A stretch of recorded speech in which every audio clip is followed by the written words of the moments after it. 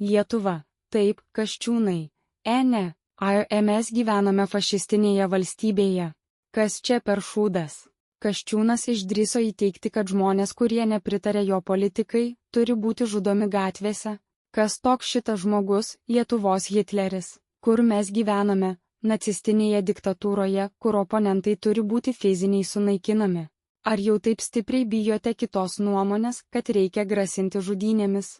Ar jūs girdite, ką jis sako? Ar jūs suprantate, ką jis siūlo?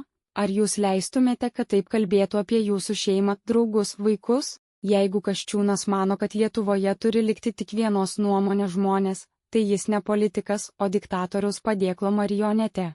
Ar mes toliau leisime, karį mūsų šalyje grėstų žmonėms žei kitą nuomonę? Ar mes tylėsime, kai valdžia aiškiai žodžiais kviečia į politinį terorą? Rašykite komentaruose, ar jūs taip pat pašykti anti tokių politikų kaip Kasčiūnas.